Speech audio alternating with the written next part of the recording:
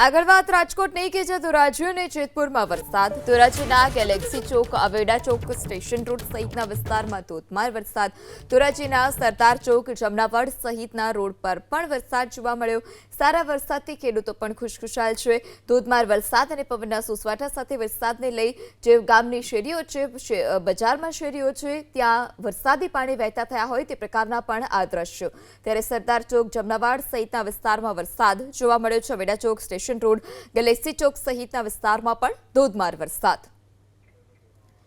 ત્યારે ધોરાજીના ગેલેક્સી ચોક, અવેડા ચોક, station road સહિતના વિસ્તારમાં ભારે વરસાદ જોવા મળ્યો. વહેલી સવારથી જ વાદળછાયું વાતાવરણ અને વહેલી સવારના વાદળછાયા વાતાવરણ બાદ બપોરના સમયે એકાએક મેઘરાજાએ સટાસટી બોલાવી. ધોરાજીના અલગ અલગ વિસ્તારમાં પણ વરસાદ, જ્યાં સરદાર ચોક, જમનાવડ, સ્ટેશન રોડ સહિતના વિસ્તારમાં પણ ધોરાજીમાં વરસાદ જોવા મળ્યો છે. અવેડા ચોક, ગેલેક્સી ચોક સહિતના વિસ્તારમાં પણ વરસાદ જોવા મળ્યો. તો આ તરફ જેતપુર કે જ્યાં પણ ભારે વરસાદ જોવા મળ્યો છે, સાર્વત્રિક મેઘમહેર જેતપુરમાં પણ જોવા મળી. ત્યારે ખેડૂતો જે ઘણા લાંબા સમયથી વરસાદની રાહ જોઈ રહ્યા હતા, વરસાદ આ વખતે ચોક્કસપણે પાછો ઠેલાયો અને હવે સારા વરસાદને લઈ ખેડૂતો પણ ખુશખુશાલ છે. સારા વરસાદને પગલે ખેડૂતોએ વાવણીની પણ શરૂઆત કરી દીધી છે. ત્યારે જેતપુર અને ધોરાજી કે જ્યાં સાર્વત્રિક મેઘમહેર જોવા મળી, ધોધમાર વરસાદને પગલે ગામની શેરીઓમાંથી રસ્તા પરથી વરસાદી પાણી પણ વહેતા થયા હોય તે પ્રકારના દ્રશ્યો આપ એબીપી અસ્મિતાની સ્ક્રીન પર જોઈ રહ્યા છો.